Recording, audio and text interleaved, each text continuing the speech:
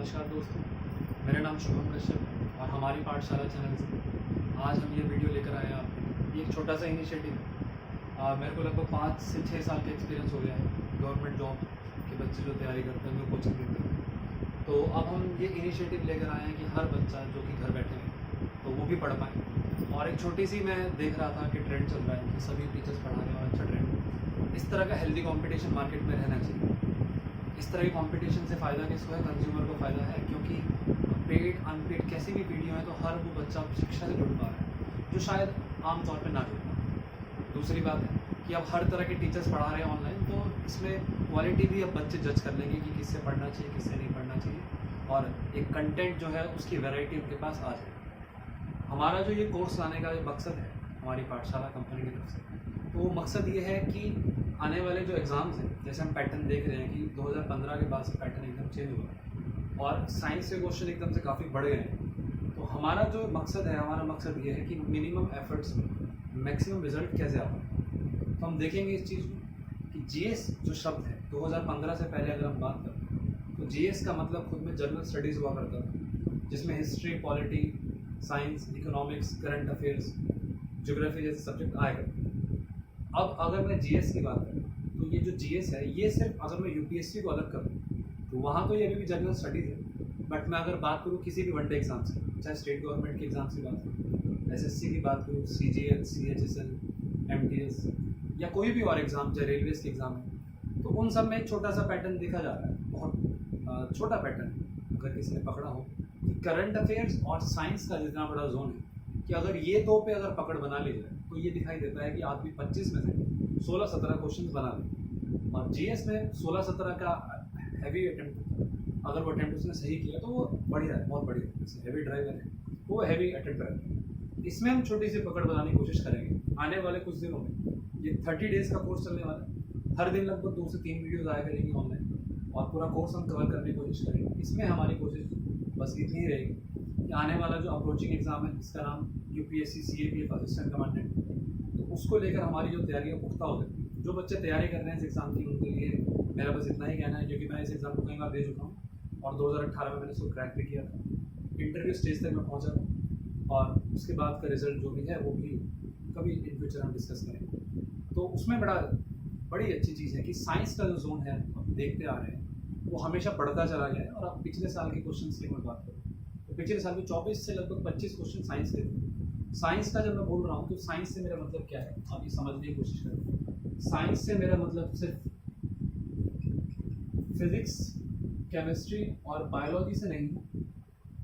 हमें समझना पड़ेगा ईवीएस भी इसी का पार्ट है और कुछ पार्ट ऐसे हैं जैसे सोलर सिस्टम जैसे टॉपिक है तो वो कुछ साइंस में भी आते हैं और वो टॉपिक कुछ ना कुछ ज्योग्राफी को भी टच करेंगे। उस तरह के टॉपिक्स को भी हम यहाँ पे डिस्कस करें। तो ये 4-5 जो चीज़ें यहाँ पे हम देख रहे हैं तो ये मिलकर साइंस का पोर्शन बना। इसके बावजूद हमें कुछ और चीज़ें भी देखनी है। अगर हमें साइंस में हम चाहते हैं कि हमारी जो अटेम्प्ट है वो 100% और विद 100% एक्यूरेसी हो, और वो हो सकता है। साइंस जो सब्जेक्ट है, हिस्ट्री है सब्जेक्ट नहीं है। ये इंट्रोडक्शन वीडियो है, इसमें हम इस चीज़ को एक्सप्लेन करेंगे अच्छे से कि कैसे साइंस में आप 100% तक पहुँच सकते हैं। रिजल्ट की मैं बात कर रहा हूँ और अटेम्प्ट की, दोनों की बात कर रहा हूँ। तो देखेंगे हिस्ट्री इस सब्जेक्ट में हम बात कर रहे हैं, वहाँ भी ये दिखाई देता है कि आप कितना ही पढ़ लें फिर भी कला के क्षेत्र से, साहित्य के क्षेत्र से, एंशिएंट में जाके या मेडिवल में जाके कहीं ना कोई सवाल ऐसा फंस जाएगा जहाँ पे आपके हाथ खड़े हो जाते हैं कि ये नहीं मुझे। हाँ, कोई अगर इतिहास से ही किसी ग्रेजुएशन हो, पोस्ट ग्रेजुएशन हो तो बिल्कुल अलग बात है। आम तौर पे आम जो विद्यार्थी हैं, जो आम प्रतिभागी हैं परीक्षा में हिस्सा लेने वाले बच्चे, जो इंजीनियर बैकग्राउंड से हो सकते हैं, मेडिकल बैकग्राउंड से हो सकते हैं, तो उनका इतिहास पे पकड़ बनाना, या इकोनॉमिक्स पे पकड़ बनाना, या राजनीति शास्त्र पॉलिटी पे पकड़ बनाना। और पकड़ बनाने से मेरा मतलब है कि 70-80% तक नहीं 100% तक पहुँचना तो थोड़ा मुश्किल हो जाता है। नामुमकिन नहीं हो सकता है, कुछ लोगों ने किया भी, और थोड़ा मुश्किल हो जाता है। हम कुछ चीज़ें देखते हैं जैसे मैथ्स में, इंग्लिश में और साइंस में, ये वो जोन है जहाँ पे आप 100% तक पहुँच सकते हैं। तो वो कैसे करें? अगर इसमें भी आपको लगता है कि हमारा नहीं हो पाए तो इसमें एक छोटा सा क्वेश्चन हम और जोड़ लेंगे, करंट अफेयर्स। करंट अफेयर्स मतलब जो साइंस से रिलेटेड करंट अफेयर्स। स्पेस की दुनिया में कुछ हो रहा है ना, वाइल्ड लाइफ सेंचुरी की दुनिया में कुछ हो रहा है, कोई नई स्पीशी खोजी गई, कुछ भी इस तरह की खबरें जो है रिलेटेड खबरें। और हम देख रहे हैं कि लगभग पिछले 1 से 2 साल में जो भी इन्वेंशन हुए वो साइंस के क्षेत्र में हुए हैं। क्योंकि कोरोना जैसी महामारी से सब सारी दुनिया लड़ रही है, तो हमें बिल्कुल स्पेसिफिकली पता होना चाहिए कुछ चीज़ों के बारे में, जैसे ब्लैक फंगस जैसी बीमारी, वाइट फंगस जैसी बीमारी, या और भी कुछ रंग इनके आएंगे या नहीं आएंगे, जो भी, तो उनके भी जो बायोलॉजिकल नेम है, उनके ट्रीटमेंट क्या है, और सब चीज़ें, उनकी डायग्नोसिस वगैरह, ये सब साइंस का टॉपिक है। फिर वायरस के बारे में, ये एक जोन ऐसा खुल गया है वायरस का कि जिसको लग रहा है कि अकाट्य है, इसको तो इलाज ही नहीं होता, बट ऐसा नहीं है। वायरस की कुछ विशेषताएं होती हैं, उन विशेषताओं को अगर हम पढ़ने की कोशिश करेंगे बिल्कुल बेसिक से, तो समझ में आएगा कि चीज़ें उतनी मुश्किल नहीं है ना। मतलब टॉपिक में पकड़ बनाना, वायरस पे पकड़ बनाना शायद उतना ही मुश्किल है। तो हम शुरू करेंगे यहाँ पे टॉपिक, और हम अपना टॉपिक स्टार्ट करेंगे यहाँ पे फिजिक्स। हर टॉपिक को पढ़ते हुए हम ध्यान रखेंगे कि उसके हम तह तक पहुँचे उससे, क्योंकि एक छोटी सी चेंज देखी गई है साल 2017 में पहली बार CHSL ने न्यूमेरिकल से पूछने शुरू किए। रेलवे के एग्जाम में न्यूमेरिकल पहले पूछे जाते थे, SSC न्यूमेरिकल नहीं पूछते। तो अब फिजिक्स में और केमिस्ट्री में न्यूमेरिकल पूछे जाते हैं SSC के किसी भी एग्जाम में, और UPSC में अगर मैं असिस्टेंट कमांडेंट के एग्जाम की बात करता हूँ तो वहाँ भी न्यूमेरिकल पूछे जाते हैं। अब छोटी सी चीज़ हमें जो देखनी है, इस न्यूमेरिकल शब्द से आमतौर पे हम लोग अपने स्टूडेंट लाइफ में डरा करते हैं। आमतौर पे कुछ बच्चों ने फिजिक्स, केमिस्ट्री और मैथमेटिक्स सिर्फ इसलिए नहीं ली थी कि न्यूमेरिकल ना करना, और मैथमेटिक्स छोड़ दी थी, या फिजिक्स से डर लगता था, या केमिस्ट्री से डर लगता था, फिर आर्ट्स ले ली थी, कॉमर्स ले ली थी। हालांकि न्यूमेरिकल कुछ ना कुछ अवशेषों में हो ही पाया जाता है, और यहाँ पे न्यूमेरिकल दोबारा आ जाना मतलब डरने वाली बात नहीं है, बहुत ईजी और बहुत सरल तरीके से हम देखेंगे यहाँ पे कि न्यूमेरिकल आते हैं। केवल वो लोग कॉन्सेप्ट चेक करना चाहते हैं, और देखते हैं आज हम टॉपिक को शुरू करेंगे अपने, और उन टॉपिक की हम तह तक पहुँचने की कोशिश करेंगे। तो दोस्तों, आज जो टॉपिक हम शुरू करने वाले हैं वो बहुत बेसिक और बहुत ही इम्पॉर्टेंट टॉपिक है। बेसिक क्यों कह रहा हूँ? बेसिक इसलिए कह रहा हूँ क्योंकि अगर मैं जो हमारी फिज़िक्स है, क्योंकि हम फिज़िक्स शुरू कर रहे हैं, उसको अगर बांटूंगा जोन्स में अगर, तो आप देखेंगे सबसे पहले जनरल फिजिक्स आती है, जिसको आप 9-10 तक पढ़ते हैं। उसके बाद आती है अप्लाइड फिजिक्स, जिसको आप +1 +2 पढ़ते हैं। फिर आप जब थोड़े और बड़े हो जाते हैं, और अगर आपने BSc ली होगी तो आप क्वांटम फिजिक्स की बात करते हैं, या फिर आप मॉडर्न फिजिक्स। किसी भी एग्जाम के जो जोन है उसमें आपको समझना पड़ेगा कि आपको अप्लाइड फिजिक्स का कुछ पोर्शन टच करना है, और मेनली जो फोकस आपको करना है वो क्लासिकल फिजिक्स पे करना है। मतलब कुल मिला के कहने का मेरा ये है कि आपको 9th और 10th की जो फिजिक्स है, या फिर मैं कह लूँ 7th और 8th की थोड़ा बहुत, क्योंकि वो बहुत थ्योरी है और ज़्यादा कुछ उसमें चीज़ें ऐसी याद करने वाली नहीं, बट 9th और 10th पे आपको अच्छे से पकड़ बनानी है, और उससे मिलते जुलते जो पोर्शन +1 +2 में वहाँ तक आपको टच करना है। तो बहुत प्रिसाइजली हर टॉपिक को हम लेके चलेंगे। बच्चों के कुछ सवाल है कि सर कितना, मैंने कई वीडियोस देखी यूट्यूब पे कि असिस्टेंट कमांडेंट में कितना पढ़ना चाहिए या नहीं पढ़ना चाहिए, कितना छोड़ दे, क्या करें, उसको लेकर मेरा कहना सिर्फ इतना ही है कि बिल्कुल प्रिसाइजली हर टॉपिक में हम वहाँ तक जाएंगे जहाँ तक हमें जाना चाहिए, और वहाँ वो पोर्शन हम टच नहीं करेंगे जो टच हमें नहीं करना चाहिए। तो समझने की कोशिश करते हैं और शुरू करते हैं आज का टॉपिक। आज का टॉपिक हमारा रहेगा इलेक्ट्रिसिटी।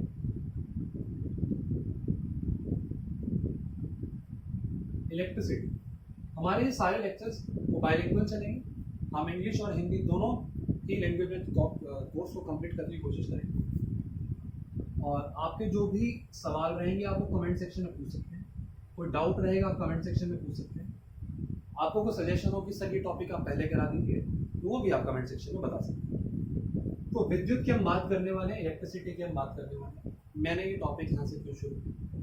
विद्युत की अगर हम बात करते हैं तो मेरे दो जो मेन सब्जेक्ट हैं, जो फेवरेट हैं, वो पॉलिटी और साइंस है, और इन दोनों में जब मैं समावेश देखता हूँ तो साइंस का एक मात्र ऐसा बड़ा टॉपिक या एक ऐसी बड़ी मांग, ये एक बड़ा चैप्टर जिसकी बात पॉलिटी में की गई है, तो वो इलेक्ट्रिसिटी है। आपने पढ़ा होगा मौलिक अधिकारों में अनुच्छेद 21, तो अनुच्छेद 21 में एक राइट टू इलेक्ट्रिसिटी की बात की जाती है, विद्युत की बात की जाती है। और हम देख रहे हैं कि मोदी जी जिस भारत को की अगुवाई कर रहे हैं, वहाँ पे अभी सबके पास इलेक्ट्रिसिटी की सुविधा है, और हम डिजिटल इंडिया की तरफ बढ़ने वाले हैं। तो आशा करते हैं इस टॉपिक को हम समझ पाएंगे बहुत अच्छे से। तो हम शुरू करते हैं इस टॉपिक को एक छोटे से टॉपिक से, जिसका नाम है करंट। तो मैं सभी दोस्तों से जानना चाहूँगा कि क्या वो जानते हैं करंट के बारे में, कि करंट क्या होता है।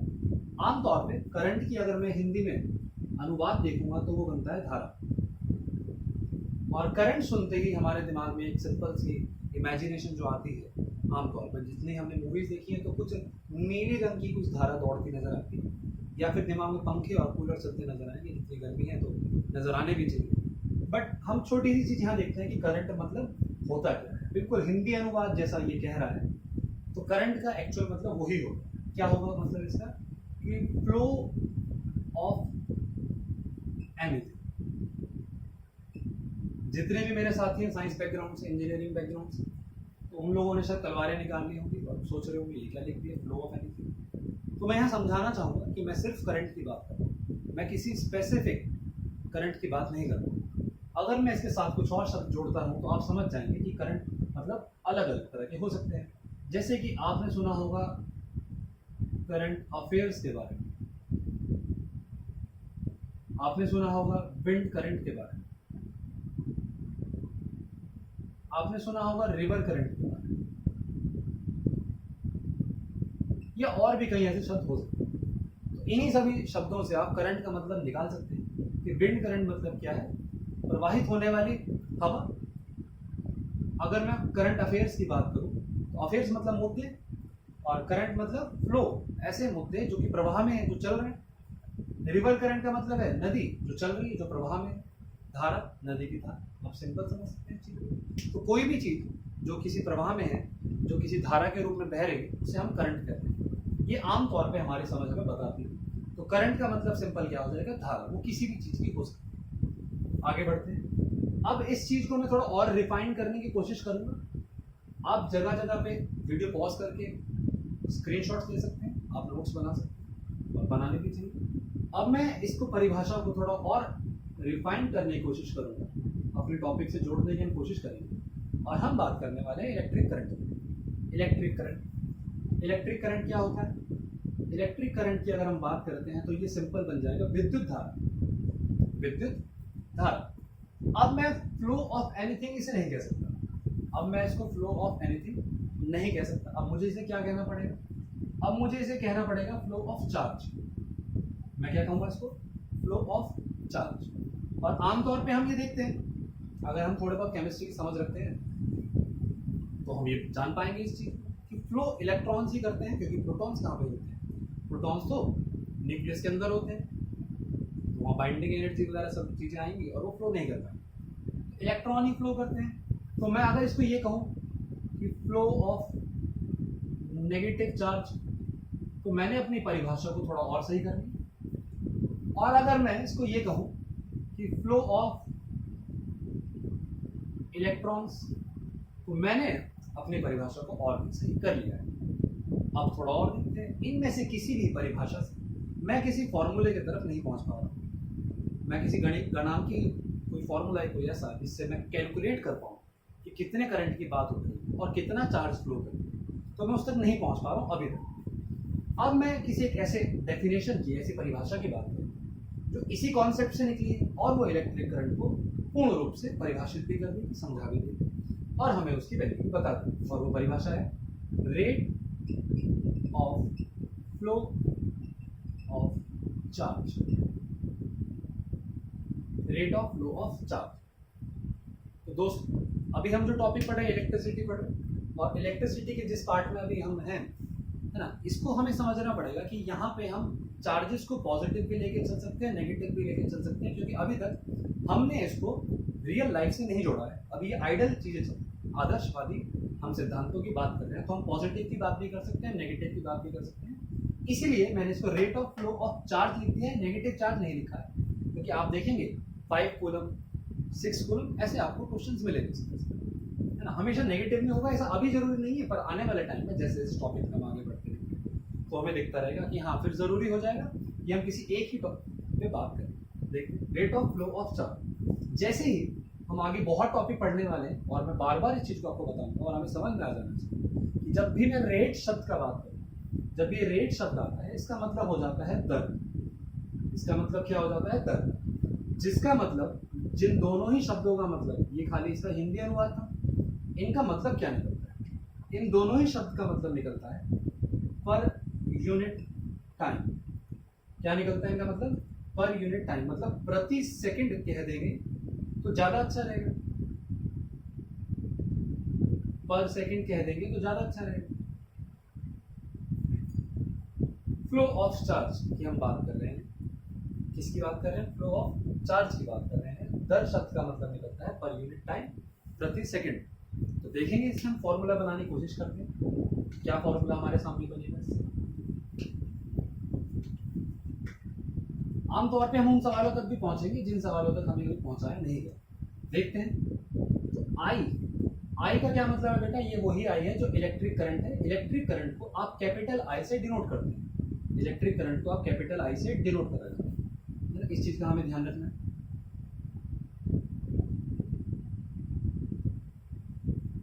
बराबर किसके बेटा? ये बराबर है क्यू, या फिर ज्यादा अच्छा रहेगा हम लिखते हैं डेल्टा क्यू अपॉन में टी। ये जो डेल्टा क्यू है बेटा, ये क्या है बेटा? ये है चार्ज फ्लो, कितना चार्ज फ्लो हुआ है, और ये जो टी है ये है बेटा टाइम। तो दोस्तों हम जब समझेंगे इस चीज, हमें एक बहुत इंपॉर्टेंट टॉपिक है साइंस में, आपको पहले जज करना है सारा का सारा कि सामने वाला पूछता क्या है। आप देखेंगे जब महाभारत की शुरुआत होती है तो गीता में पहले श्लोक में ही बात उठती है वहाँ पे कि अर्जुन भगवान कृष्ण बोलते हैं कि आप मेरे रथ को दोनों ही सेनाओं के बीच में ले जाओ, मैं देखना चाहता हूँ कि हमारी तैयारी कितनी है और दुश्मन क्या तैयारी करने घर से आया है। तो कोई भी अच्छा लीडर इस स्टेप को जरूर लेता है, और आप भी अपने जीवन के एक लीडर हैं, आपको अपने जीवन के महत्वपूर्ण फैसले लेने हैं। तो आपको पहला फैसला तो ये लेना है, वो ये है कि आप तैयारी किस चीज़ की करें। तो मेरा सजेशन, पर्सनल सजेशन ये रहेगा कि जब भी आप किसी एग्ज़ाम का फॉर्म भरें, आप पहले चेक करें कि इसके एग्ज़ाम कब कब हुए, आप वो सारे एग्जाम्स निकालें और पहले आप उनको पढ़ें। आपको बिल्कुल पैटर्न समझ में आ जाएगा कि किस पैटर्न पे क्वेश्चन पूछे जा रहे हैं, किस तरह के क्वेश्चन पूछे जा रहे हैं, और फिर बाकी जो सफ़र है आपके लिए बहुत आसान हो जाएगा। क्योंकि अगर मंजिल पता हो तो रास्ते चुनना बहुत आसान हो जाता है, अन्यथा बिना मंजिल के आप चलते रह जाएंगे, शायद कहीं पहुँच भी सकते हैं और शायद कहीं नहीं पहुँचते। तो देखते हैं हम इस चीज़। तो एक बड़ा जोन है पेपर में जो कि सीधा सीधा एसआई यूनिट्स की बात करता है या फिर सिर्फ फॉर्मूलों की बात करता है। तो हम देखेंगे उस चीज़ को। टाइम, समय जो है ये एक स्केलर क्वांटिटी है और ये सीधे सीधे इसका एसआई यूनिट सेकंड होती है, हमें पता है इस बारे में। जो क्यू है ये चार्ज है हमारे पास, इसकी एसआई यूनिट कितनी होती है हमारे पास?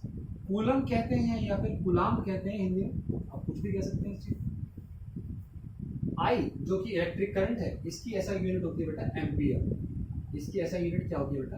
एम्पियर। तो हम यहाँ पे देखेंगे इस चीज को कि 1 एम्पियर का क्या मतलब है। तो 1 एम्पियर का मतलब इस फॉर्मूले से निकल कर आता है बेटा कि 1 कूलम चार्ज ने फ्लो किया है पर यूनिट 1 से। 1 सेकंड में 1 कूलम चार्ज फ्लो हुआ है, तो उससे 1 एम्पियर का करंट बना है, ये निकलता है इसका मतलब। तो हमें समझ में आया, आशा करते हैं समझ में आया। इलेक्ट्रिक करंट को नापने के लिए सीधा सीधा हम टॉपिक पे आगे बढ़ेंगे, हम ज़्यादा बात नहीं। तो इलेक्ट्रिक करंट को नापने के लिए इंस्ट्रूमेंट जो चाहिए उसकी अगर मैं बात करूं तो वहां पे 2 तरह के इंस्ट्रूमेंट की आप बात कर सकते हैं। पहला जो इंस्ट्रूमेंट है वो होता है बेटा गैल्वेनोमीटर। गैल्वेनोमीटर की अगर मैं बात करूं तो गैल्वेनोमीटर आमतौर पे रीडिंग नहीं देता है। गैल्वेनोमीटर का काम खाली डिफ्लेक्शन शो करना है कि करंट है या नहीं। हाँ, अगर आपको प्रॉपर रीडिंग ही चाहिए कि करंट कितना है, अमाउंट चेक करना है, तो उसके लिए आता है एमीटर। अच्छी बात यह है कि दोनों का इस्तेमाल आप सीरीज में करते हैं। हिंदी में इसको श्रेणी क्रम कहा जाता है। श्रेणी क्रम क्या है, सीरीज क्या है, पैरेलल क्या है, इसके ऊपर भी हम चर्चा करेंगे आज के टॉपिक में। और अब हम आगे बढ़ते हैं, देखते हैं आगे।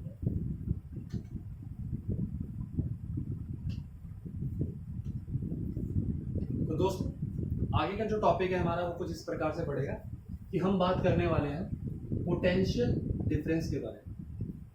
पोटेंशियल डिफरेंस की परिभाषा एनसीईआरटी में दी गई, बहुत अच्छी परिभाषा दी गई।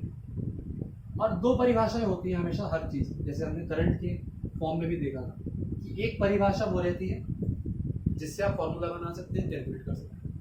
एक परिभाषा वो रहती है जिससे आपका कॉन्सेप्ट क्लियर होता है। तो हमें दोनों ही तरह की परिभाषाओं का ध्यान रखना है जब भी हम कोई टॉपिक पढ़ते हैं तब। तो देखते हैं हम यहाँ पोटेंशियल डिफरेंस के बारे में।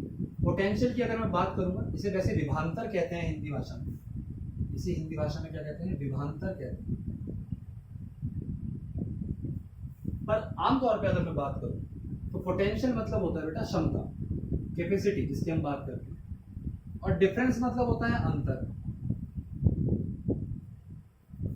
तो कौन सी क्षमता और कैसा अंतर, तो उसको आज हम देखते हैं। तो इलेक्ट्रिसिटी के एग्जांपल ना लेकर मैं जनरल लाइफ के एग्जांपल लेता हूं ताकि आपको पोटेंशियल और पोटेंशियल डिफरेंस दोनों में फर्क समझ में आ जाए। तो हमारे पास 2 बाल्टी हैं एक बाल्टी में पानी कुछ ज़्यादा है, एक बाल्टी में पानी कुछ कम है।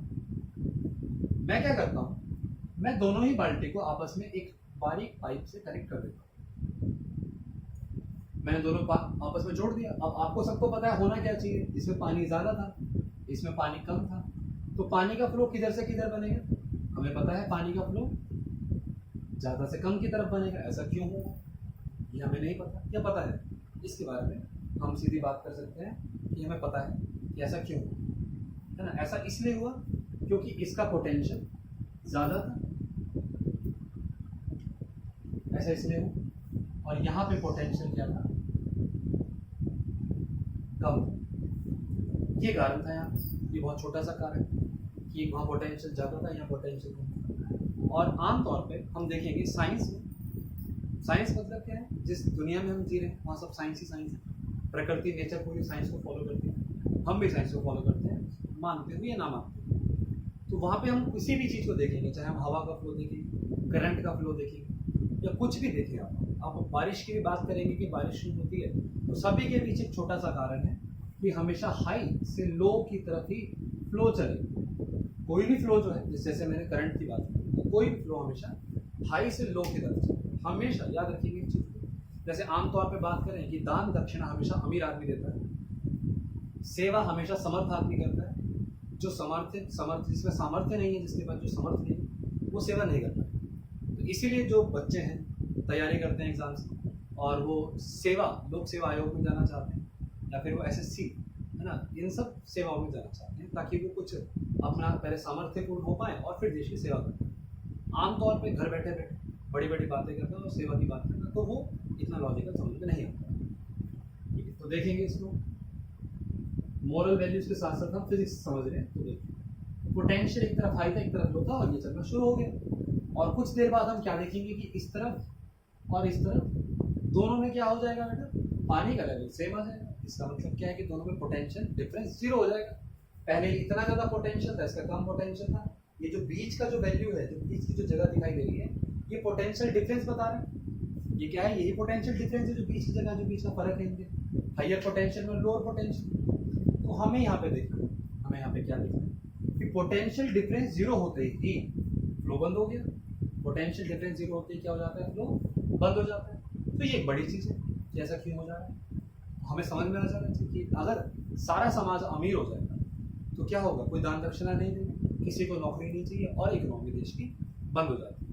तो क्या समझ में आता है? इकोनॉमी अगर बूस्ट करनी है तो क्या चाहिए? इकोनॉमी बूस्ट करनी है तो कुछ ऐसा समाज होना चाहिए जिसके पास पैसा हो, और कुछ ऐसा जिसके पास ना हो, तभी लोग नौकरियां ढूंढेंगे और तभी लोग नौकरियां देंगे। अगर सभी के पास बराबर लेवल पे आ जाएंगे तो इकोनॉमी चलनी मुश्किल हो जाती है। जीरो इकोनॉमी उसको बोलते हैं हम, सीधा इकोनॉमी चल नहीं पाएगी, लिक्विडिटी जीरो। तो लिक्विडिटी बनाए रखने के लिए क्या चाहिए हमें? हमें पोटेंशियल डिफरेंस चाहिए। तो यहाँ पे कॉन्सेप्ट हम देखते हैं, इसको हम अप्लाई कैसे करेंगे अपने इलेक्ट्रिसिटी के कॉन्सेप्ट से, तो वो हमें थोड़ा समझना है। तो हम क्या चाहते हैं? हम चाहते हैं कि पोटेंशियल डिफरेंस जीरो ना हो, और साथ ही साथ हम ये भी चाहते हैं कि फ्लो बना रहे। ऐसा कैसे करें कि फ्लो भी बना रहे और पोटेंशियल डिफरेंस जीरो भी ना हो? तो इसके लिए हमें किसी बाह्य शक्ति की, किसी एक्सटर्नल एजेंट की जरूरत पड़ेगी। तो क्या है वो एक्सटर्नल एजेंट? हम देख रहे हैं कि यहाँ से यहाँ जब पानी फ्लो हो रहा है, तो पानी किसी स्पीड से फ्लो हो रहा हो, कुछ रेट से पानी इधर से इधर आ रहा हो, तो उसी रेट से, उसी स्पीड से मैं पानी यहाँ से बाहर निकाल दूंगा, एक पंप यहाँ पे लगा दूंगा मैं, और वो पंप वापस पानी यहाँ पे गिराता रहेगा। मतलब ये कभी भरेगा नहीं और ये कभी खाली नहीं हो। जितना पोटेंशियल डिफरेंस, इतना पोटेंशियल डिफरेंस बना रहेगा, और साथ ही साथ फ्लो भी बना रहेगा। गवर्नमेंट भी ऐसी करती है ताकि समाज में वो अंतर हमेशा बना रहे। तो टैक्स सिस्टम उसके पास है और वो टैक्स लेती रहती है, और उसको अप्लाई अलग अलग तरीके से करती रहती है, और ये सिस्टम चलता रहता है। ठीक है, आगे देखते हैं इस कॉन्सेप्ट। इस कॉन्सेप्ट का इलेक्ट्रिसिटी से क्या लेना देना है हम समझेंगे यहाँ पे कि एक छोटी सी कॉन्सेप्ट, हम बचपन में जब छोटे थे हम बात करते थे, तो कभी हमने सवाल पूछा या नहीं पूछा, तो आज हम उसका जवाब जानने की कोशिश करेंगे। ये है हमारे पास बैटरी बोलते हैं इसको बल्ब बोलते हैं, इसका रेजिस्टेंस के तौर पे प्रयोग कर सकते हैं। ये हमारे पास स्विच या की है जो कि अभी ओपन स्टेट में। ये जो बैटरी हमारे पास है, इसमें हम देख रहे हैं बैटरी में कि एक पॉजिटिव टर्मिनल है, एक नेगेटिव टर्मिनल है। आमतौर पे बचपन से हम जो सुनते आए हैं कि कि फ्लो तो हमेशा इलेक्ट्रॉन्स का ही होगा, हमें पता है फ्लो किसका होगा, हमेशा इलेक्ट्रॉन्स का होगा, कि इलेक्ट्रॉन ही फ्लो करते हैं हमेशा। फिर हम कभी ये नहीं जानते कि हमें ये क्यों बताया जाता है कि करंट पॉजिटिव से नेगेटिव फ्लो हो रहा है, जबकि उल्टा चल रहा है काम। तो यहाँ पे करंट तो क्या था, फ्लो ऑफ चार्ज था, और चार्ज तो नेगेटिव से पॉजिटिव फ्लो हो रहा है। नेगेटिव से पॉजिटिव क्यों फ्लो हो रहा है, क्योंकि जिसके पास होगा वही तो दे पाएगा। पॉजिटिव के पास इलेक्ट्रॉन नहीं है तभी तो वो पॉजिटिव है, इलेक्ट्रॉन नेगेटिव के पास टर्मिनल के पास है तभी दे पा रहे इलेक्ट्रॉन, तो इलेक्ट्रॉन यहाँ से यहाँ आ रहे हैं। पर करंट उल्टा क्यों बताया जाता था कि पॉजिटिव से नेगेटिव करंट जा रहा है, ऐसा क्यों बताया जाता था? हाँ, हमने कभी सोचने की इसकी कोशिश है नहीं। आज हम क्या इसको सोचने की कोशिश करेंगे? हाँ, देखते हैं इस चीज को। हमें ये समझना पड़ेगा कि क्या ऐसा ही सिस्टम इलेक्ट्रॉन फ्लो का यहाँ भी अंदर चल रहा होगा या नहीं चल रहा होगा। अगर हम इलेक्ट्रोलिसिस की बात करते हैं तो इलेक्ट्रोलिसिस में हम जाके इस चीज को जब देखेंगे कि एनोड और कैथोड हम बनाएंगे, तो वहां पे हम देखेंगे कि नेगेटिव से पॉजिटिव नहीं, वहां पे पॉजिटिव से नेगेटिव की तरफ इलेक्ट्रॉन फ्लो करते हैं, क्योंकि वो अपने अपने स्टेबिलिटी को बनाए रखना चाहते हैं, इसलिए वो पॉजिटिव से नेगेटिव की तरफ इलेक्ट्रॉन फ्लो करते हैं यहाँ पे इनसाइड द बैटरी। तो उसी कॉन्सेप्ट को ध्यान में रखते हुए हमें ये बताया जाता है कि करंट जो है वो पॉजिटिव से नेगेटिव फ्लो करता है।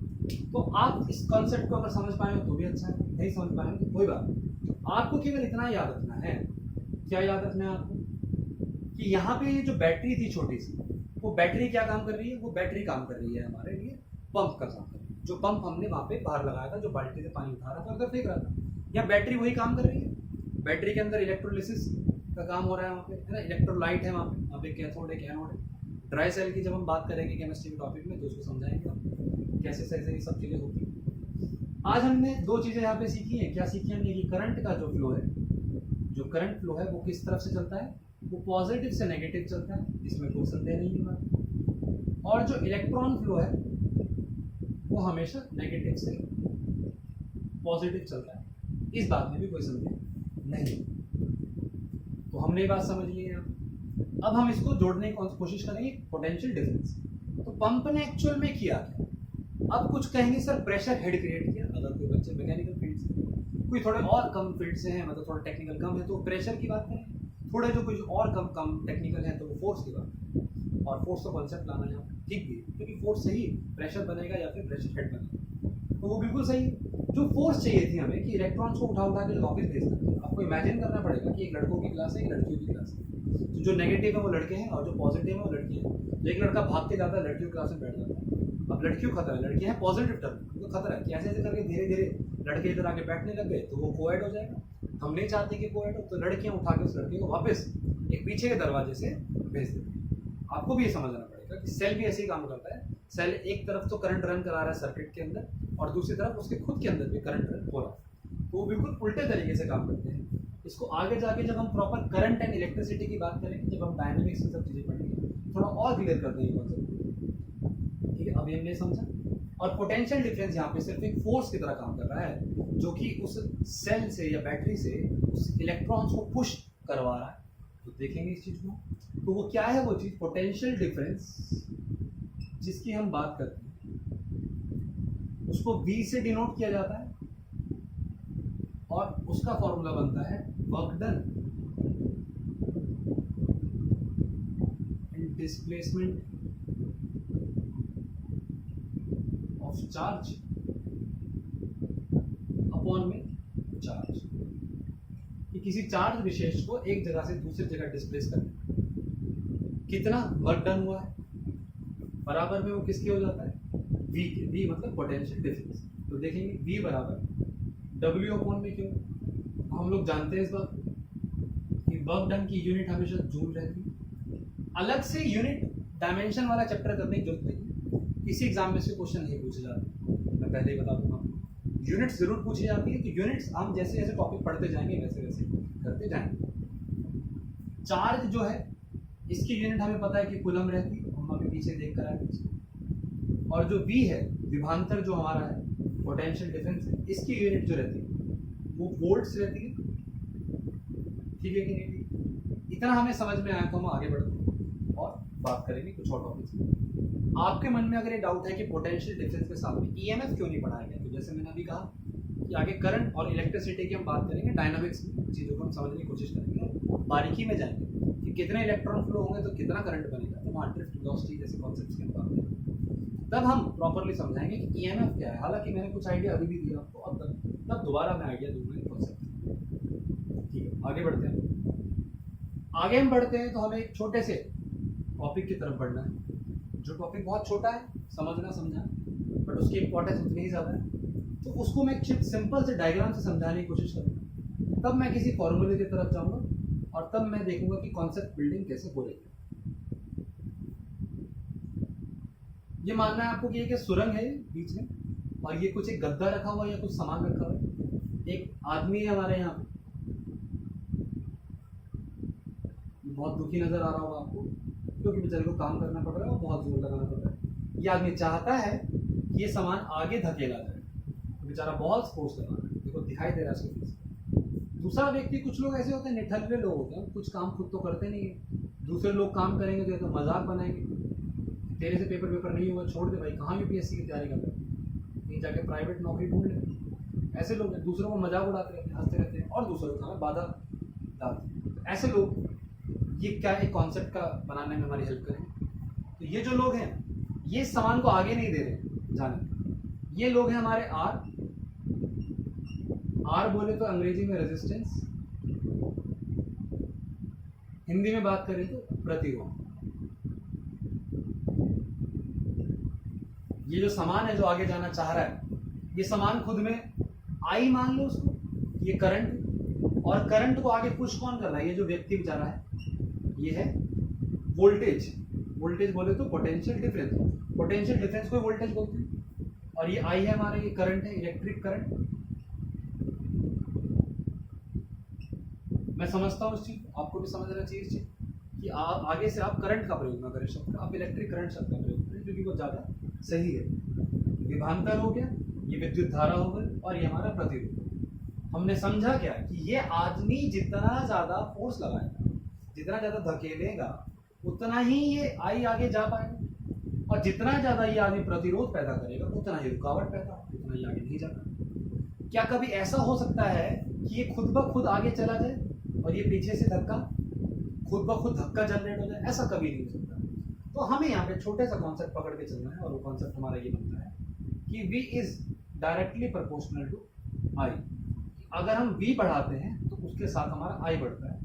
तो ये कॉन्सेप्ट को हम बारीकी से थोड़ा समझेंगे तो इसकी जड़ ये कहती है, कुछ लोग कहेंगे कि I बढ़ाने से V बढ़ जाता है, जो कि खुद में एक बड़ा बेवकूफ़ाना हिसाब किताब लगता है। ऐसा कभी नहीं हो सकता कि I बढ़ाने से V बढ़ जाए, ऐसा कभी नहीं हो सकता। किसी वीडियो गेम में आप 6 वोल्ट की बैटरी लगाओ और वीडियो गेम तो कितना ही अच्छा खेल लो, उसकी बैटरी बढ़ नहीं जाएगी। हमारे जो गवर्नमेंट हमारे घर भेजती है 220 वोल्ट भेजती है, तो हम कुछ भी कर ले, मतलब मैं step up step down transformer की बात नहीं कर रहा हूँ, मैं ये कह रहा हूँ कि आप करंट बढ़ाओ और करंट से वोल्टेज बढ़ाओ, ऐसा पॉसिबल नहीं। करंट्स आप बना ही नहीं सकते, क्योंकि करंट तो एक आफ्टर इफेक्ट है वोल्टेज का।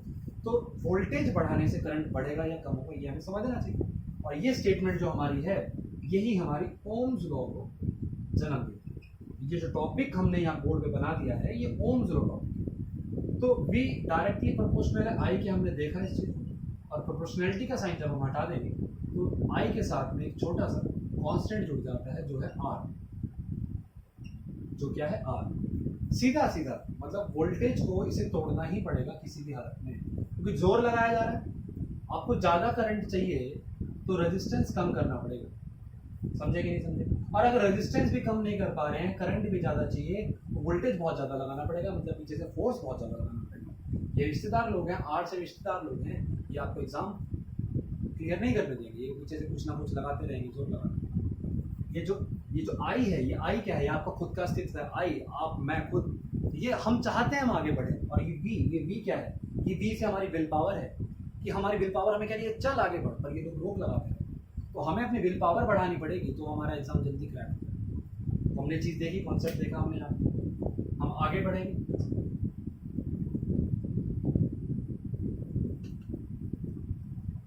आगे बढ़ते हैं तो हम यहाँ रेजिस्टेंस की बात करेंगे। रेजिस्टेंस मतलब रोकथाम, प्रतिरोध जिसको हम कह रहे हैं, हम उसकी बात करेंगे। इसका संबंध किससे है? इसका संबंध देखो, एक फोन आता है किसी रिश्तेदार का, वो कहता है तुम्हारे से ये हो जाएगा, तुमसे वो हो जाएगा। रिजल्ट कैसा आया, उनको नहीं पता कि क्या चीज़ें चल रही हैं, कितनी भर्तियाँ आती हैं, कितने बच्चे देते हैं, उन्हें कुछ नहीं पता। वो सिर्फ आपसे पूछेंगे और आपको जलालत महसूस होगी। ऐसे दिन में 50 लोग फ़ोन करते हैं तो जलालत की अमाउंट बढ़ जाती है। सिंपल सिंपल हमें पता है, क्वांटाइजेशन ऑफ जलालत बोलते हैं इसको, जो कि समाज बढ़ाता है। तो इसके लिए क्या करना है उसकी हम बाद में चर्चा करेंगे। अभी हम रेजिस्टेंस की बात करेंगे कि ये भी सीधा सीधा डिपेंड किस पे करेगा, 2-3 चीज़ों पे डिपेंड करता है। पहली चीज़ जो है इसमें वो है लेंथ, कि जो कंडक्टर है उसकी लेंथ क्या है।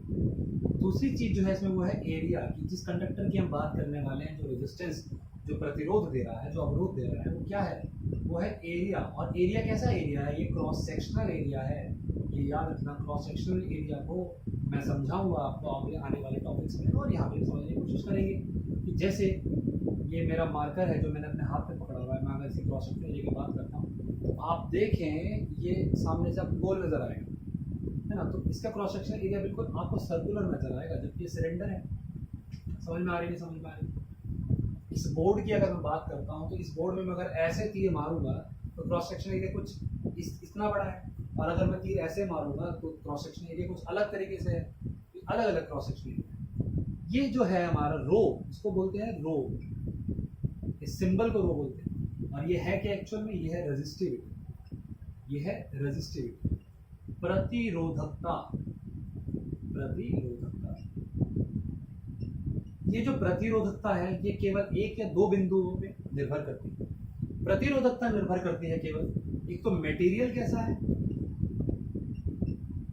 अलग अलग मटेरियल की अलग अलग डेंसिटी रहती है। अलग अलग डेंसिटी होने के कारण में वैलेंस बैंड और कंडक्शन बैंड का अलग अलग जोन रहेगा, एनर्जी गैप अलग अलग रहेंगे, जिसके कारण जितने कंडक्शन बैंड में उनके इलेक्ट्रॉन्स रहेंगे उसके हिसाब से वो आपको इलेक्ट्रिसिटी कंडक्शन करके दिखाते हैं। जितनी अच्छी कंडक्टेंस होती है उतनी बेकार रेजिस्टिविटी होती है। ये दोनों की प्रतिस्पर्धा में रहते हैं, दोनों के बिल्कुल विपरीत रहते हैं। दूसरी चीज जो रहती है वो रहती है टेम्परेचर, क्योंकि हम देखेंगे इसको जब हम ये बैलेंस बैंड थ्योरी पढ़ेंगे उसकी हम बात करेंगे कि तापमान बढ़ाने से फर्क पड़ता है रेजिस्टिविटी के अंदर, और वो फर्क कितना पड़ेगा, कैसे पड़ेगा, इस चैप्टर को खत्म करते करते हम उसके आने लगते हैं। अभी तक हमने इस टॉपिक को यहाँ तक समझा और हम फिर आगे बात करें। अभी हम सिर्फ थ्योरी देख रहे हैं। इस चैप्टर की जब हम थ्योरी पूरी कर लेंगे तो हम इसके न्यूमेरिकल्स में जाएंगे। आज मैं उम्मीद करता हूँ कि इस चैप्टर के हम जो क्लासिकल फिजिक्स तक का लेवल है उसे हम कंप्लीट कर देंगे, मतलब हम 10th तक के लेवल को खा जाएंगे, निपटा देंगे। आगे इस रेजिस्टेंस की हम अगर बात करते हैं तो रेजिस्टेंस कॉम्बिनेशंस की भी हमें बात करनी पड़ेगी कि कॉम्बिनेशंस में कैसे बिहेव करेगा ये रेजिस्टेंस। तो जो पहला कॉन्सेप्ट है वो है सीरीज का। सीरीज बोले तो श्रेणीकरण।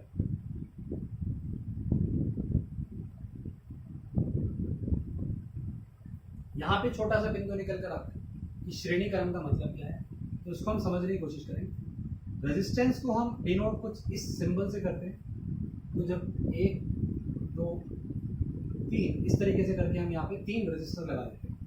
ये R1 हो गया, ये R2 हो गया और ये R3 हो गया।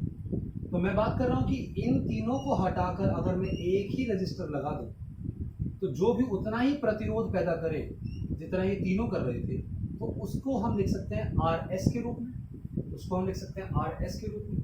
और RS का जो मान है वो कितना रहेगा, वो रहेगा R1 plus R2 plus R3, और आगे ऐसे कितने भी हैं उनको आपको सिंपल क्या करना है, इन सब का आपको सबमिशन करना है, एल्जेब्राइक सबमिशन आपको करना है। यहाँ हम देखेंगे इस चीज़। और हम इसको अगर हम कंसेप्चुअली समझने की कोशिश करें तो कंसेप्चुअली हम इसको कैसे समझ सकते हैं, कंसेप्चुअली हम इसको ऐसे समझिए, एक रिश्तेदार, दो रिश्तेदार, 3 रिश्तेदार बारी बारी आपकी बेइज्जती कर रहे हैं, बारी बारी, इकट्ठे नहीं, बारी बारी बेइज्जती कर रहे हैं। अब मैं कह रहा हूँ तीनों को हटा के कैसे रिश्तेदार बुला लो, आमतौर पर तो इकट्ठे ही आपकी इतनी बेइज्जती कर देंगे जितने वो तीनों कर रहे थे। तो कितनी बेइज्जती कर रहे थे, वो 3 गालियाँ दे रहे थे, 3 गालियाँ इकट्ठी ही दे दी। समझ में आने, समझ में आने।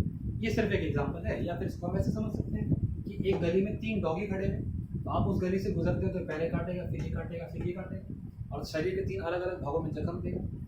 फिर हम बात करेंगे हम इन तीनों हटा के एक ही डॉगी ऐसा ले हैं जो कि आपको शरीर के 3 भागों में जख्म दे दे, तो कितना अच्छा है, बहुत अच्छा है, क्योंकि हम श्रेणीकरण में प्रतिरोधकता की बात कर रहे हैं। प्रतिरोधक शब्द जो है ये खुद में एक नेगेटिव शब्द है, इसीलिए नेगेटिव एग्जाम्पल दिए जा रहे हैं। नहीं तो मैं गड्ढू खिलाए इसके बात भी करते हैं, हम नहीं करेंगे पॉजिटिव बात, पॉजिटिव टॉपिक भी करेंगे। देखते हैं आगे हम बात करते हैं तो श्रेणी क्रम के अंदर हमें छोटी कुछ और चीज़ें देखनी पड़ेगी।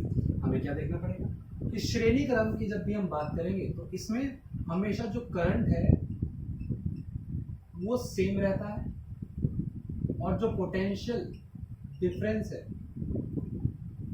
वो डिफर करेगा, बढ़ जाएगा। और वो कैसे बढ़ेगा, किस अनुपात में बढ़ेगा, इसको भी हमें समझना पड़ेगा। देखेंगे इसको।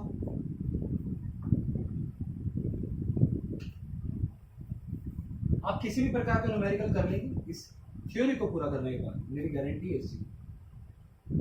तो हम यहाँ बात करेंगे पैरेलल, समानांतर की बात करेंगे। समानांतर में क्या हो रहा है कि रेजिस्टेंस जो है वो एक दूसरे के समानांतर लगे हुए हैं। ये अगर R1 है, ये अगर R2 है, ये अगर R3 है, और ये तीनों मिलकर समानांतर रूप से काम कर रहे हैं। समानांतर रूप से का क्या मतलब है? समानांतर रूप से पहले एक एक करके गांठ रहे थे, अब तीनों इकट्ठे गांठ रहे हैं, समानांतर गांठ रहे हैं। समानांतर मतलब क्या होता है कि पहले मुझे डेंगू हुआ, फिर मुझे कोरोना हुआ, वो श्रेणी क्रम। और अगर दोनों ही इकट्ठे हो जाए तो राम नाम सत्य हो जाता है समानांतर रूप से।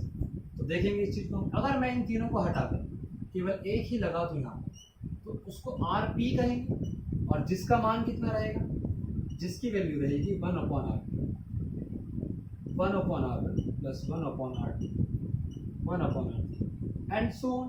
मतलब क्या कर रहे हैं हम यहाँ पे इनवर्स का समेशन कर रहे हैं, और जो बराबर भी किसके रहेगा, RP के इनवर्स के बराबर रहने वाला। हमने यहाँ इसको समझा। अब समानांतर में अगर हम छोटी सी टॉपिक पे बात करें कि यहाँ पे जो वोल्टेज रहती है, जो पोटेंशियल डिफरेंस रहता है वो सेम रहेगा, इन सब में बराबर रहेगा। और जो करंट रहेगा, मतलब मेरा कहने का है इलेक्ट्रिक करंट, तो वो क्या करेगा, डिफर करेगा हर एक। और किस अनुपात में डिफर करेगा, कैसे डिफर करेगा, उसकी हम चर्चा बिल्कुल करेंगे आगे आने वाले टॉपिक पर जब हम न्यूमेरिकल्स करेंगे। ठीक है, हम आगे बढ़ते हैं। तो एक छोटा सा एग्जांपल ले लेते हैं ताकि श्रेणी क्रम और समानांतर हमें और अच्छी समझ में आ जाए। ये एक नदी है बेटा, इस नदी पे एक पुल यहाँ पे, एक पुल यहाँ पे। हमें पता है कि जितना पानी यहाँ से गुजरेगा उतना ही पानी यहाँ से भी गुजरने वाला है अगर नदी की मोटाई बढ़ते है ना। ये श्रेणी क्रम है बेटा, क्योंकि करंट दोनों में सेम आए। अब मैं बात करता हूँ बेटा समानांतर। ये इधर नदी मोटी हो गई, इधर ये नदी पतली हो गई। आप इस एग्जांपल से, जो एग्जांपल मैं अभी देने वाला हूँ, इस एग्जांपल से आप किरचॉफ्स लॉ भी समझ पाएंगे अगर आप थोड़ी कोशिश करें। ये नदी मोटी नजर आ रही है, मतलब यहाँ से जो करंट गया वो यहाँ पे करंट कुछ ज़्यादा है, यहाँ पे करंट कुछ कम है, और यहाँ पे जाके दोबारा से वो उतने ही हो जाते हैं जितने वो स्टार्टिंग में चले। अब इसमें करंट ज़्यादा है, क्यों? क्योंकि नदी की मोटाई ज़्यादा थी। इसमें कम है क्योंकि मोटाई कम है। तो इस चीज़ को हम देखेंगे आगे जाके कि ज़्यादा होना कम होना रेजिस्टेंस की वैल्यू में कैसे फर्क डालेगा और किस तरीके से होगा। रेजिस्टेंस तो कांस्टेंट है, करंट और वोल्टेज कैसे कैसे ये सब रिलेशन तीनों सब्जेक्ट का रहेगा, कैसे इसमें आगे बढ़े। खैर आगे बढ़ते हैं। इस चैप्टर में जो अगला टॉपिक हम टच करते हैं तो वो कुछ सीधा सीधा न्यूमेरिकल जो पेपर में आते हैं वो कुछ ओम लॉ पे इस प्रकार से भी आते हैं कि करंट अभी 60 एम्पियर है, फिर वो 120 एम्पियर हो जाता है। वोल्टेज पहले जो 40 थी वोल्ट्स, अब वो कितनी हो जाएगी। अब कुछ बच्चे रेजिस्टेंस निकालेंगे फिर करेंगे, जबकि साफ साफ हमें पता है कि ओम्स लॉ कह रहा है कि जितना फर्क इसमें आएगा उतना ही इसमें आएगा, या फिर जितना इसमें उतना। सिंपल, क्योंकि इसमें फर्क इसी के कारण आया होगा। सिंपल सी बात है। फिर ये इसको भी आपको इनटू 2 करना पड़ेगा सीधा सीधा। इसमें आप रेजिस्टेंस लेके, मेरा कहने का तात्पर्य है इस तरह के सवालों में आपको सीधा ओम्स लॉ से इसको मारना है। आपको इसमें रेजिस्टेंस निकालने की जरूरत नहीं है। तो ये क्वेश्चन बहुत छोटा क्वेश्चन है और कुछ वैल्यू ऐसी ही कुछ है, और ये एनसीईआरटी में आप देखेंगे तो ये दूसरा ही प्रॉब्लम। आगे हम बात करेंगे heating effect. Heating effect of electric current की हम जब बात करते हैं कि इलेक्ट्रिक करंट के कारण चीज़ें गर्म हो जाती हैं। हम देखते हैं हमको कि हम हीटर की बात करें, हम अपने बल्ब की बात करें, सब गर्म हो जाते हैं कुछ देर बाद। तो ऐसा क्यों होता है उसकी हम बात करने वाले हैं। तो हमें पता है कि जो हीट है बेटा वो एक प्रकार की एनर्जी है, और हमने पढ़ा है एनर्जी वर्क डन थ्योरम के बारे में आने वाली वीडियोस में आप सब देखेंगे, ये पूरा मैकेनिक्स जो है मैकेनिक्स समझेंगे। तो हमें पता है वर्क डन का एक फॉर्मूला हमारे पास था जब हमने चैप्टर शुरू किया था। हमारे पास एक फॉर्मूला था V = W अपॉन में क्यू। तो वर्क डन का हमारे पास फॉर्मूला था V × में क्यू। जब हमने ओम्स लॉ देखा था तो हमारे पास V का भी फॉर्मूला था V = IR, है ना। हमारे पास Q का भी फॉर्मूला था I = Q अपॉन में T। तो ये सब फॉर्मूले हमारे यहाँ काम आने वाले हैं। तो Q की अगर मैं बात करूँ तो Q की जगह पे आप क्या लिख सकते हैं, यहाँ पे I × T लिख सकते हैं। इसका मतलब क्या होगा कि वर्क डन कह लो या एनर्जी कह लो या फिर हीट कह लो, उसकी वैल्यू V × I × T रहने वाली है। मतलब मेरे को अगर वोल्टेज दी हुई है कि इतनी वोल्टेज चलती है सर्किट में, इतना करंट दौड़ता है सर्किट में, या फिर इतने समय तक, तो उसका मतलब आप उससे हीट निकाल सकते हो, आप उससे एनर्जी निकाल सकते हो, आप उससे वर्क डन निकाल सकते हो, या कुछ और फॉर्मूले बनाने की हम कोशिश कर सकते हैं सीधा सीधा इससे। अगर मैं यहाँ पे I की वैल्यू डाल दूँ तो इसका मतलब क्या हो जाएगा, V अपॉन में फॉर्मूला बन जाएगा V² अपॉन में R × में T। अगर मैं यहाँ पे V की जगह पे IR डाल दूँ तो वैल्यू क्या आ जाएगा मेरे करंट का, I² RT बन जाएगा। ये हीट की वैल्यू आ गई है, ये हीट की वैल्यू है मेरे पास, और ये भी हीट की वैल्यू है मेरे पास। आपको क्वेश्चन में कौन सी वैल्यूज दी गई हैं, कौन सी चीज़ें आपको दी गई हैं केवल, उसके हिसाब से आपको इनमें से फॉर्मूला प्रयोग करना है। आमतौर पे ये फॉर्मूला ज़्यादा प्रयोग में आता है, क्योंकि हमें वोल्टेज तो आमतौर पे हमें पता ही रहती है कितनी रहती है, रेजिस्टेंस आपको पता रहेगा कि आप जो डिवाइस यूज़ करें उसका रेजिस्टेंस, समय देख सकते हैं तो आप करंट लगा सकते हैं, या फिर आप इसके हिसाब से करते हैं, जैसे भी आप करें जिस भी हिसाब से बस। हमें पता है हमेशा कि वर्क डन हो, एनर्जी हो या फिर हीट हो, क्योंकि हीट में भी मैं अभी SI यूनिट की बात कर रहा हूँ, प्रैक्टिकल यूनिट की बात कर रहा हूँ। जब हीट चैप्टर पढ़ेंगे तो वहाँ देखेंगे कि हीट की प्रैक्टिकल यूनिट कैलोरी होती है। अभी मैं उसकी बात नहीं कर रहा हूँ, अभी मैं SI यूनिट की बात कर रहा हूँ। तो किसी भी प्रकार की एनर्जी की SI यूनिट हमेशा जूल ही रहती है, इसकी भी SI यूनिट हमेशा जूल ही रहने वाली है। ठीक है, आगे बढ़ते हैं। इस चैप्टर के आखिरी पड़ाव में है और अब हम देखने वाले हैं इलेक्ट्रिक पावर के बारे में, या फिर सीधे सीधे इसको बोलते हैं पावर जनरेटेड बाय इलेक्ट्रिसिटी। आप कैसी बात कर रहे हैं इस टॉपिक की, तो पावर की अगर मैं आम तौर पे कॉन्सेप्ट की बात करूं, पावर का जो सिंपल मैकेनिक्स में फॉर्मूला या डेफिनेशन होती है तो वो होती है रेट ऑफ वर्क डन। मतलब मैं फॉर्मूले की बात करता हूं तो क्या हो जाएगा, वर्क डन अपॉन में टाइम, मतलब जूल पर सेकंड कह सकते हैं। मैं इलेक्ट्रिक पावर की बात कर रहा हूँ, तो इलेक्ट्रिक पावर के केस में मैंने वर्क डन की कई सारे फॉर्मूले अभी डिराइव करके आए हैं। V × I × T ये पहला फॉर्मूला था, दूसरा फॉर्मूला था I² RT, तीसरा फॉर्मूला था V² अपॉन में R × में T। ये तीन फॉर्मूले हम देख कर आए। अब क्योंकि पावर की हमें बात करनी है तो हमें इनको सबको समय से भाग दे देना है। समय से भाग देंगे मतलब डिवाइड करेंगे हम टाइम से, तो पहली चीज निकल कर आएगी V × I, दूसरी निकल कर आएगी I² R, और तीसरी निकल कर आएगी V² अपॉन में R। ये तीनों ही जो फॉर्मूले हैं ये इलेक्ट्रिक पावर के फॉर्मूले या फिर पावर जनरेटेड बाय इलेक्ट्रिसिटी के फॉर्मूले। और हमें ये भी पता है कि पावर की SI यूनिट हमेशा वॉट रहती है, हॉर्स पावर नहीं होती पावर की यूनिट। हॉर्स पावर जो है वो एक प्रैक्टिकल यूनिट है जो कि मैकेनिकल वर्ल्ड में या फिर ज़्यादा मैं कहूँ तो ऑटोमोबाइल वर्ल्ड में हम हॉर्स पावर की बात करते हैं, और उसका क्या मकसद है, क्यों करते हैं, ये हम उन टॉपिक्स में डिस्कस करेंगे जहाँ भी बात करेंगे। ठीक है, हम आगे चलते हैं। आगे जो लास्ट टॉपिक है बिल्कुल इस चैप्टर का, जिसके बाद हम इसको 10th लेवल पे खत्म करेंगे और अगले वीडियो में इसको हम आगे बढ़ाएंगे, देखेंगे क्या है वो टॉपिक। वो हम बात करते हैं कॉमर्शियल यूनिट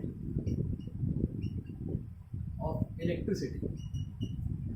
आप देखेंगे जब घर पे बिल आएगा तो ना एम्पियर में आता है, ना वो वोल्ट्स में आता है बिल घर में, और ना बिल किसी ओम्स में आएगा, ना किसी और चीज़ में आएगा। बिल जो घर में आता है वो यूनिट्स में आता है ना, यूनिट में आता है। कितनी यूनिट खर्च, तो वो यूनिट का मतलब क्या है हमें समझना है कि 1 यूनिट, एक यूनिट का जो मतलब है वो है 1 किलोवाट आवर। 1 किलोवाट आवर एक यूनिट का मतलब होता है। अगर मैं इसको SI यूनिट में कन्वर्ट करता हूँ तो किलो का बन जाएगा 1000 वाट, और 1 घंटे का बन जाएगा 3600 सेकंड। तो सिंपल हमें समझ में आता है कि अगर मैं 36 × 10⁵ देती हूँ तो ये जूल्स बन जाएगा, क्योंकि पावर और समय की गुना करते ही वो क्या बन जाता है, एनर्जी बन जाता है। हमने देखा 36 × 10⁵ जूल, ये एक यूनिट की वैल्यू। मतलब अगर आप 100 यूनिट खर्च कर रहे हैं तो आप इसको सीधा 100 से गुना कर सकते हैं, आपने इतनी एनर्जी खर्च करी। समझे कि नहीं समझे इसको? ठीक है, इस टॉपिक को अब हम यहाँ पे ख़त्म कर चुके हैं। एक आम क्रक्स लेंगे हम इस टॉपिक का, और क्रक्स में हमने क्या बात की थी? हमने बात की थी इलेक्ट्रिक करंट की, जो कि Q/T था, जिसकी वैल्यू जो थी, जिसकी जो SI यूनिट थी वो थी एम्पियर करंट। इसको नापने के लिए हमने एमीटर का मुख्य का प्रयोग किया था। अगर हम इसको नापना चाहते हैं और अगर हम केवल जांच करना चाहते हैं तो गैल्वेनोमीटर का हम प्रयोग करते हैं। फिर मैंने वोल्टेज की बात की थी। वोल्टेज मतलब पोटेंशियल डिफरेंस, जिसकी जो यूनिट होती है वो होती है बेटा वोल्ट्स, और जिसको नापने के लिए वोल्ट मीटर का प्रयोग करा जाता है, जो कि पैरेलल में लगता है। जैसे ये दोनों आपके सीरीज में लगते थे, ये पैरेलल में लगता है, क्योंकि हमने देखा वोल्टेज जो है पैरेलल में सेम रहती है। फिर हम रेजिस्टेंस की बात करते हैं। रेजिस्टेंस जिसकी यूनिट रहती है बेटा ओम्स, और जिसको इससे डिनोट करते हैं। ठीक है कि नहीं? फिर हमने कॉम्बिनेशन ऑफ रेजिस्टर्स की बात की थी, जिसमें सीरीज था, जिसमें हम सीधा सीधा एल्जेब्राइक रूप से समेशन कर दे रहे, और पैरेलल की बात की जिसमें हम इनवर्स का समेशन कर दे रहे। फिर उसके बाद हमने बात की वर्क डन की, एनर्जी की या फिर हीट की, जिसके हमने अलग अलग फॉर्मूले डिस्कस किए, V × I × T, या फिर I² RT, या फिर V² में R × में T। हमने ये 3 फॉर्मूले देखे। उसके बाद हमने पावर की बात की। पावर के केस में हमने इन तीनों में से खाली T हटा देते हैं तो पावर बन जाती है। 3 फॉर्मूले हमारे पावर के लिए। और अंत में हमने जब 1 यूनिट की बात की तो उससे हमारा मतलब समझ में आता था कि 36 × 10⁵ जूल्स। दोस्तों यहाँ पे हम इस चैप्टर को खत्म करेंगे। ये हमारा इलेक्ट्रिसिटी चैप्टर है 10th है। तो जो लोग 10th में अभी आए हैं तो वो इस वीडियो का फायदा उठा सकते हैं। जो भी 10th में नहीं आए हैं, जो 8th क्लास में है या 7th क्लास में है, जो भी बेसिक्स देख रहे हैं इस चैप्टर, उसको पढ़ सकते हैं। जो लोग +2 में हैं और अपने 10th के बेसिक अच्छा करना चाहते हैं वो इसको पढ़ सकते हैं। बाकी SSC CGL लेवल पे, MTS CHSL लेवल पे इतना इलेक्ट्रिसिटी ये इनफ है, मोर देन इनफ है, इससे बाहर नहीं आएगा। और जो भी लोग UPSC की तैयारी कर रहे हैं उनके लिए इलेक्ट्रिसिटी का पार्ट 2 भी जल्दी ही आएगा। ठीक है, आज हम विदा लेते हैं आपसे। नमस्कार।